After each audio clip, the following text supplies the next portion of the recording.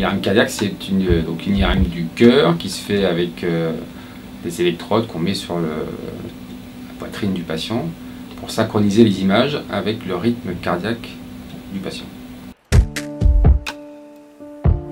Donc le premier examen, c'est l'échocardiographie, donc l'échographie cardiaque. Et après, dans un deuxième temps, si besoin, on va être amené à faire un scanner, essentiellement quand on veut regarder les artères du cœur, les artères coronaires. Mais quand on veut regarder le muscle cardiaque, essayer de chercher des causes à une insuffisance cardiaque, des causes de malaise ou éventuellement même de mort subite ressuscitée, eh bien on va être amené à faire une IRM cardiaque qui permet de mieux analyser le muscle cardiaque, sa contraction, comme vous voyez sur les images. L'avantage de l'IRM, c'est que non seulement on va étudier de façon un petit peu plus précise la contraction, et surtout on va pouvoir analyser le tissu du muscle cardiaque, ce qu'on ne peut pas faire avec l'échographie, grâce aux capacités de la résonance magnétique, de mieux analyser les tissus que peuvent le faire les ultrasons.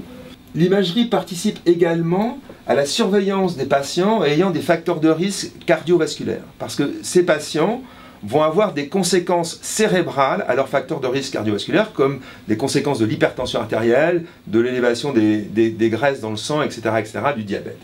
Et l'IRM représente des marqueurs de la sévérité de l'atteinte cérébrale consécutive à ces facteurs de risque cérébraux. Par exemple, chez cette patiente, vous voyez qu'il existe ici des plages blanches, hyper intenses en IRM, qui représentent une atteinte de la substance blanche cérébrale. La substance blanche cérébrale, ce sont les faisceaux qui permettent d'amener l'information de l'extérieur, de rapporter l'information vers la périphérie. Ce sont les faisceaux de substance blanche qui sont les plus atteints dans le cadre des facteurs de risque cérébraux.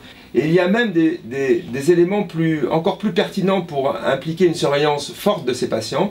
C'est ici sur cette image. Vous voyez qu'ici il existe des petits points noirs, ici, là, là. Et ces petits points noirs, ce sont des micro-hémorragies. Et ça a un pronostic défavorable chez le patient et ça implique que sa prise en charge soit beaucoup plus attentive que chez d'autres patients parce que ça, c'est un facteur de gravité de la maladie, par exemple hypertensive.